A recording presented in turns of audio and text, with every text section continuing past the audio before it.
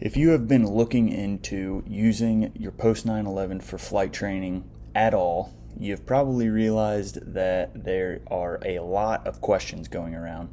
From will the post 9/11 pay for all of training? How much of training will it pay for? Do I have to use a degree program? Can I use Part 61? And other questions like, do I need a private pilot certificate to even be able to start training using my post 9/11?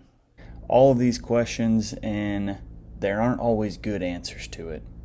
So in this video, I'm going to go through some of the regulations that give guidance on what exactly we can do and how we can use our post 9/11 when it comes to flight training. Oh, what a stroke of luck. Now, if you're new to this whole sphere of using your post 9/11 or your VA benefits for flight training, trust me, I know it can be overwhelming. We've all gone through that first initial phase of like trying to figure things out.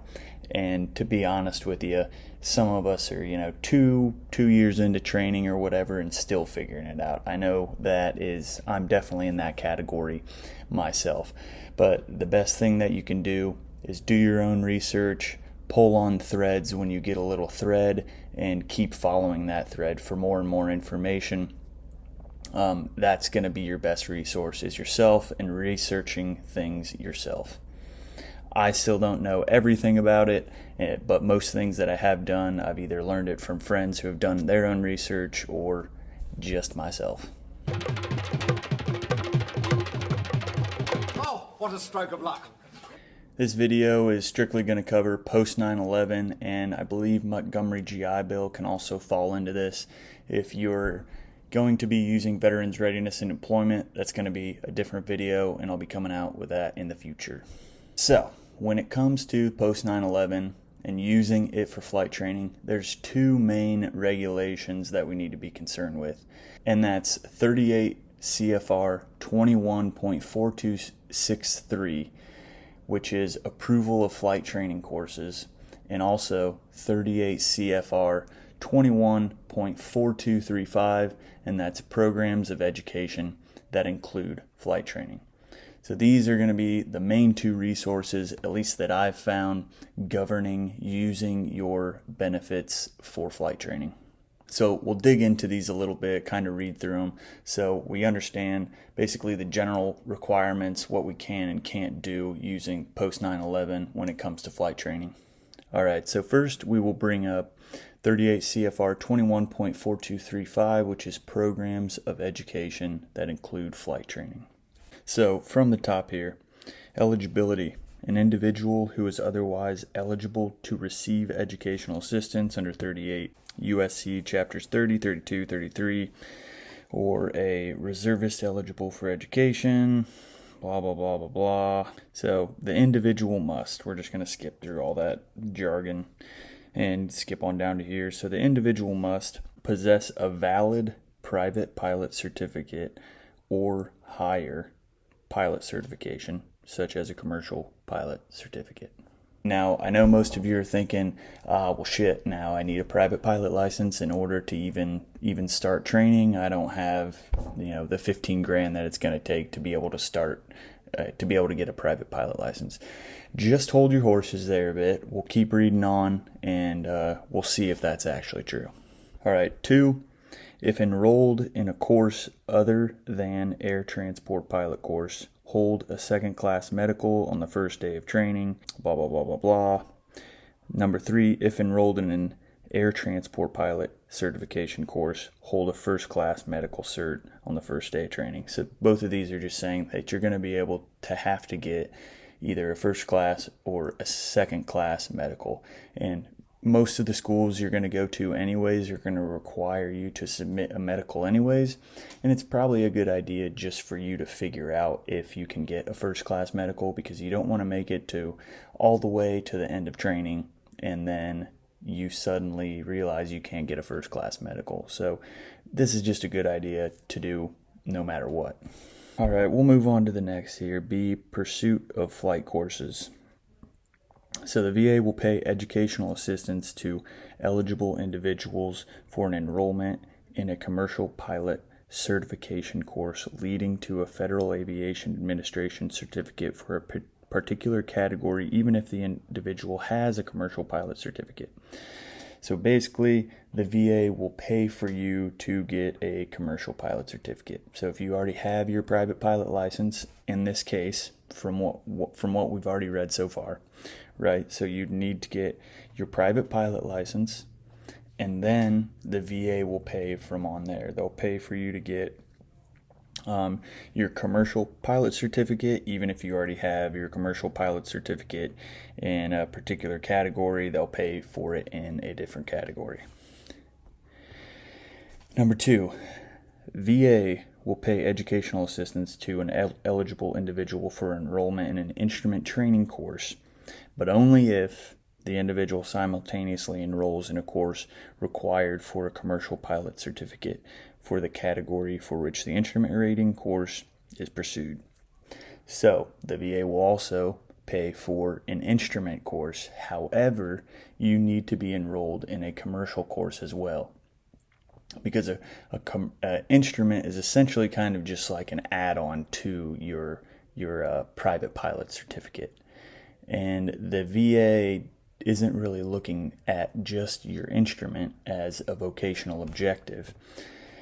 So they require you to add on that commercial as well simultaneously to show that it is a vocational objective and it's just not something you're just, trying to do for fun. The VA wants to make sure you're using your benefits to their full extent, and they're actually going to be used for a vocational objective. Number 3, the VA will pay educational assistance to an eligible individual for an enrollment in a flight course other than an instrument rating course or a ground instructor course, including courses leading to an aircraft type rating, only if the individual has a commercial pilot certificate issued by the Federal Aviation Administration for the category to which the particular course applies. So the VA will pay for a commercial pilot certificate, essentially. Number 4, the VA will pay educational assistance to an eligible individual for an enrollment in a ground instructor certificate course, even though the individual does not have any other flight certificate, blah, blah, blah, blah, blah. Again, if you're just starting out, most of this doesn't really apply to you right now about the ground instructor for certificates, but good thing to keep in mind, it can be paid for. And lastly, the VA will not pay an eligible individual for simultaneous enrollment in more than one flight course.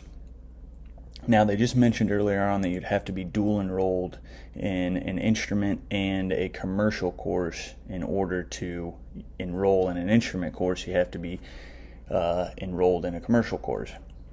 I think what they're meaning with this is that you can't be enrolled in two, say, different flight schools at one time. So you can't be enrolled at Embry-Riddle and then you can't be enrolled at Utah State at the same time. Now we're going to skip these next few sections. They don't really apply as much, and we're going to skip down to flight training at an institution of higher learning. So here's where we get into this whole private pilot dilemma, where a lot of people say you need your private pilot license in order to use your post 9/11 to continue training, to continue flight training. And that is true partially if you don't go to an institution of higher learning. So let's read through here. So flight training at an institution of higher learning. An individual who is eligible for educational assistance under these chapters is exempt from the provisions of paragraphs A2 through C of this section when his or her courses include flight training that is part of a program of education that leads to a standard college degree. So A2 through C. So all of this, they're saying, if you go to an institution of higher learning, does not apply. It's exempt. You're exempt from it if you go to an institution of higher learning. But you'll notice that this still leaves number 1, that we have to possess a private pilot certificate. But if we keep reading here, Number 2, an individual described in paragraph E1 of this section may pursue courses that may result in the individual eventually receiving recreational pilot certification or private pilot certification, provided that the courses also lead to a standard degree. Here's where a lot of the confusion stems regarding, do I need my private pilot certificate to start training using my post 9/11? And in some instances, you do. If you're not going to an institution of higher learning, if you're, say, just going to a 141 school that does not have a degree program with it, then you would have to have your private pilot license before you start training, or at least before your benefits would be able to start paying for it. Now, however, if you choose to go to an institution of higher learning, say you're going to go to Kansas State University, and there's a degree program attached to all of those certificates. So there's a degree program attached to that private pilot license that you're going to get. Then you do not need your private pilot license in order to start using the GI Bill. All you have to do is you apply to Kansas State, go through the whole application process there, submit for your benefits, and you can start training your private pilot license at Kansas State University, and the GI Bill will pay for it completely.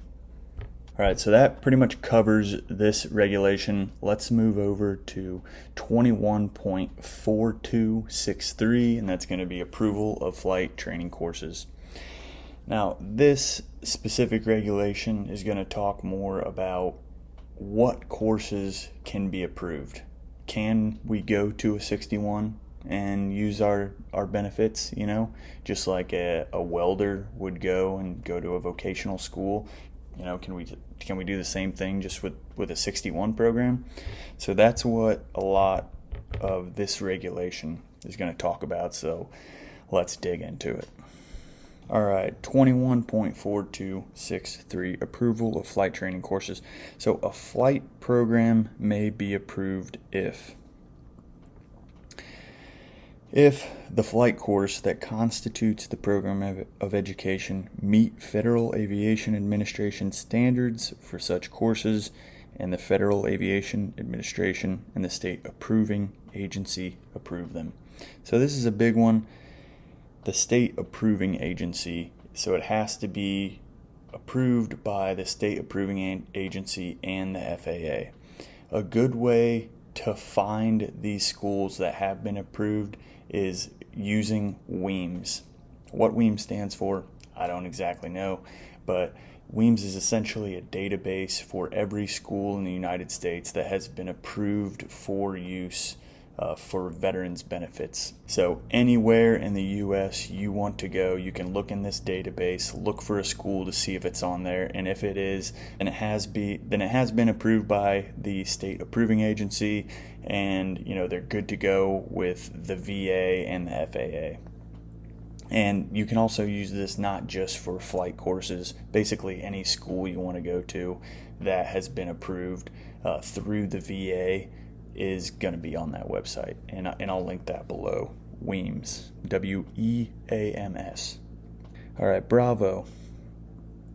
So for chapters 30 and 33, effective August 1st, 2011, a flight program will be deemed approved if it is approved by the Federal Aviation Administration and is offered by a certified pilot school that possesses a valid Federal Aviation Administration pilot school certificate or a provisional pilot school certificate under Part 141.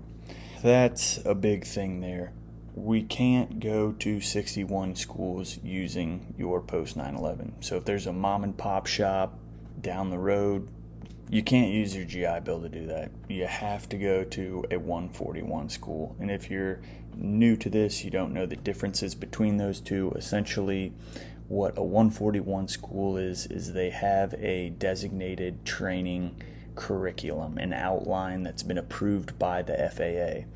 Now, 61 schools, they can be a little bit more lenient, I guess you would say, as far as their training goes, as long as they're covering the same milestones, but they can go about the training in essentially any way that they want to, as long as they're achieving the same outcomes. Okay, so that was single eye. Now we'll move to double eye. Remember, this is still under a flight program may be approved if. So it also may be approved if the flight training offered by a flight school is generally accepted as necessary for the attainment of a recognized vocational objective in the field of aviation. Whatever you're trying to train for in the area of flight, it has to be recognized that you actually need this to accomplish a vocational objective. And pretty much you need your private, you need your instrument, you need your commercial, you need your multi-engine. So any of those, and CFI, I would argue as well, are all necessary in the attainment of a vocational objective if you're trying to be, say, any sort of air transport pilot or any sort of commercial pilot, really. And then or. That's an important word there, is or.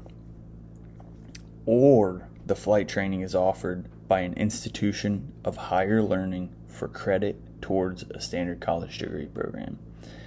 Meaning that the course doesn't have to be a degree program. It can just be a 141 school, and that's it. It doesn't have to be a degree program. Mind you, if you're not going to a school that offers a degree program through this flight path, then you will need your private pilot license. You'll have to have that before the GI Bill will start paying for your training. Now, if you would want to go to a degree program, you could start at a school that has a degree program, get your private pilot license, and then leave that school, go to a different 141 program that does not offer a degree program, and simply make your way through there using your GI Bill benefits after you have your private pilot license. Because that would now work because you have your private pilot license. And as we're reading here, any flight training that is offered by a flight school is generally accepted as necessary for the attainment of a recognized vocational objective. So as long as it fit in that slot, it doesn't have to be in a degree program as long as it's a 141 school. Where do we want to read next from here? Definition of a flight school. Aero club courses. You can go to an aero club. If they're 141 approved, you can go to an aero club. Let's go to D here. Approval of flight training as part of a degree program. A state approving agency may approve a flight training course that is a part of a program of education leading to a standard college degree, provided the course and program meet the requirements. So these are all enrollment and credit requirements. You can look through those if you want as appropriate. The institution of higher learning offering the course need not be a flight school. And that's where your Liberty universities would come into play. E, this is a big one. Approval of a flight training course that are not a part of a degree program. So a flight course is subject to the same approval requirements as any other course. In addition, the state approving agency must apply the following provisions to approve the flight courses. The Federal Aviation Administration must approve the course, and the course must meet the requirements of 14 CFR Part 63 or 141, and a flight school described in paragraph B1 or B3 of this section must offer it. Or, another big or here, or the course must meet the requirements of 14 CFR Part 61 and either be offered by a flight school described in paragraph B3 of this section, or in whole part flight simulator, blah, blah, blah, blah, blah. So let's break this down a little bit. So they say The course must meet the requirements of 14 CFR Part 63 or 141, meaning it has to be a 141 school, which we've already talked about that. So if it's a 141 school, it's already going to be approved by the Federal Aviation Administration, which that covers your number one. And then 2I says, must meet the requirements of 141. So as long as we have a 141 school, we meet the requirements of 141. And a flight school described in paragraph B1 or B3 of this section must offer it. So let's see what that is. B1, B3. The Federal Aviation Administration has issued the school or entity either a pilot school certificate or a provisional pilot school certificate specifying each course the school is approved to offer under 14 CFR Part 141. If a school is going to have a 141 certificate, then this is going to already be good to go. This B1 requirement's already going to be locked down. If the school's approved as a 141 school, then obviously the Federal Aviation Administration has already approved the courses and the fact that they're, a pilot school. So right there, you're good to go. But let's just hit this one more time because this is the pathway for people if you're interested in, you don't want to get a degree. You don't want to spend the time for that. You don't want to go to all the bullshit classes. You just want to do, the flight training, and you want to just get through that. The pathway for that is, if you don't have your private pilot license yet, is to look for a degree granting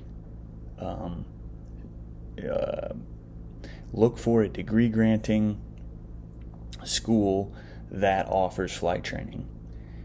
You apply, sign up for their private pilot program, get your private pilot license from that school, and do as minimum amount of classes that you can.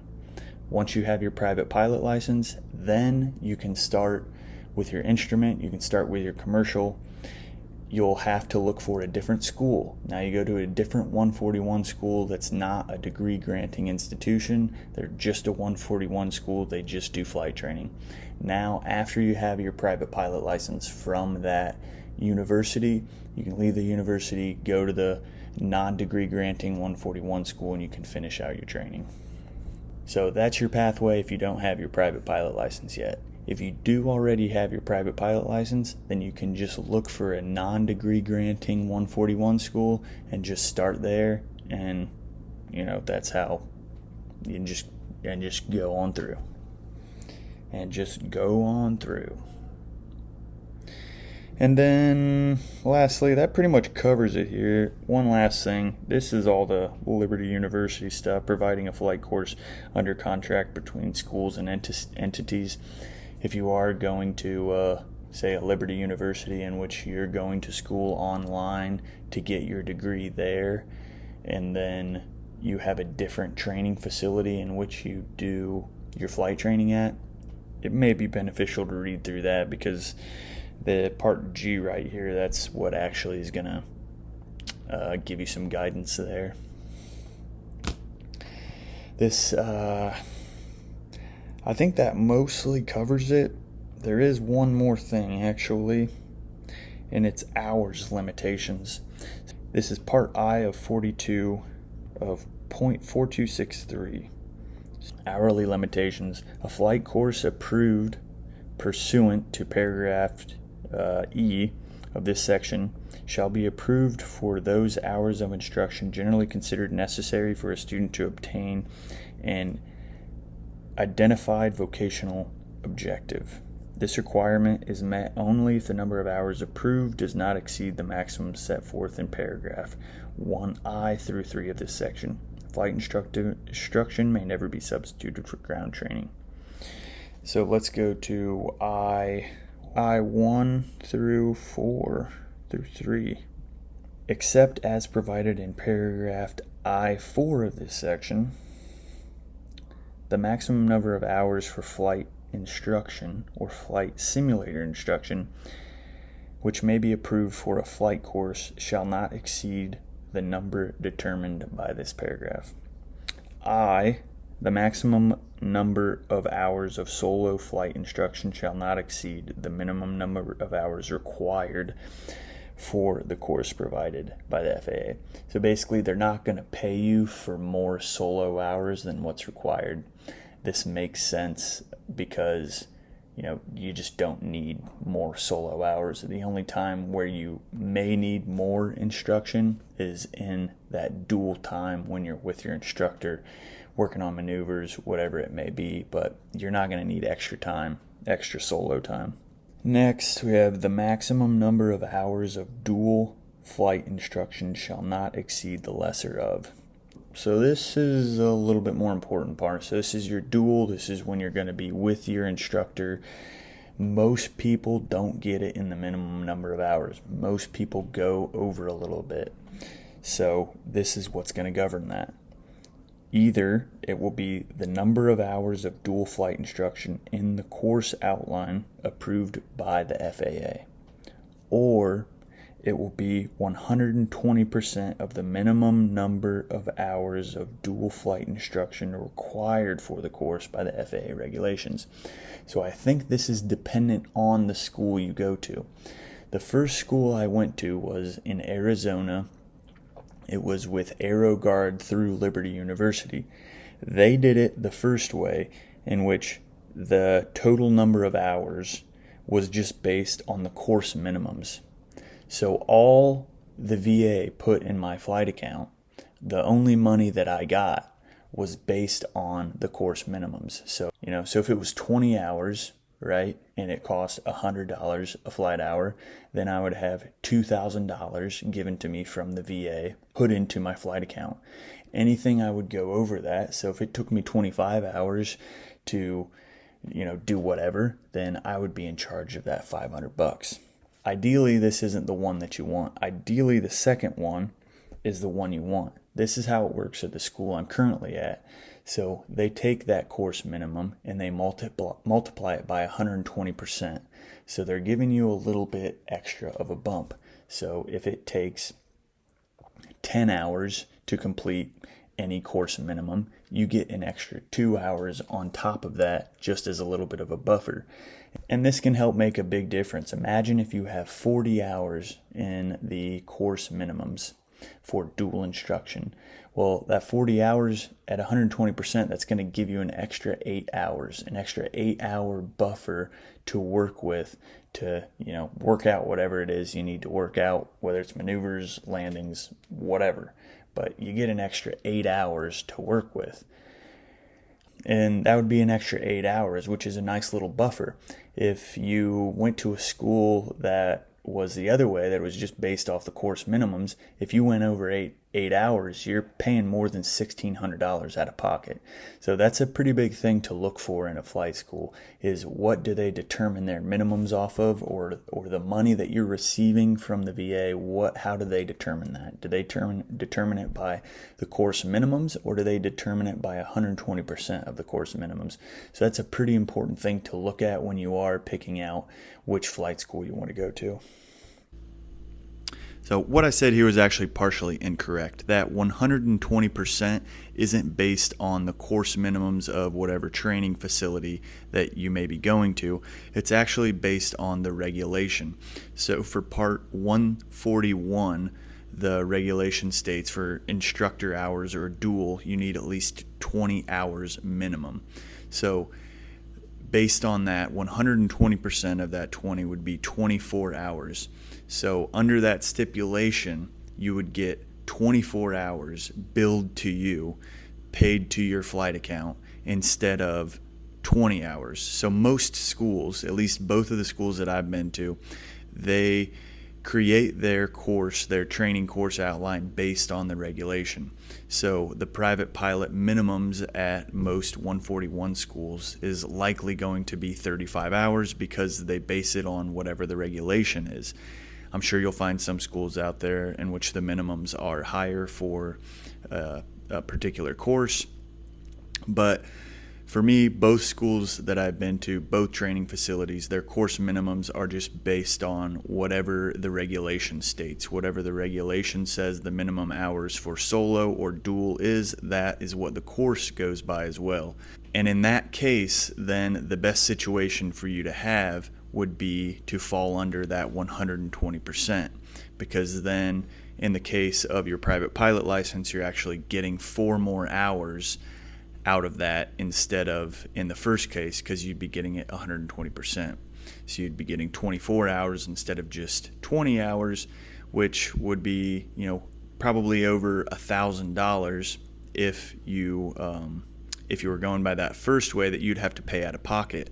But if you had that second, the 120% of the regulation, then you would have that money from the VA, from your GI Bill, that extra money put into your account. I'll probably in the future cut this into some smaller videos, into some more bite-sized pieces, but if you made it through the whole thing, congratulations. You definitely know a little bit more about using your GI Bill for flight training now than you did at the beginning of the video, but hopefully in the future I'll cut this down into more bite-sized pieces for people, because people's attention spans nowadays aren't going to last through, a 30-minute video or whatever this is going to turn out to be. But hey, man, the devil's in the details, but I think that's good for the day. I don't want to get into it too deep. If you want to go into it deeper, you got the regulations, and I encourage you to dive down into them. But if you're looking for more bite-sized pieces, I'll be coming out with those videos soon, so stay tuned for those.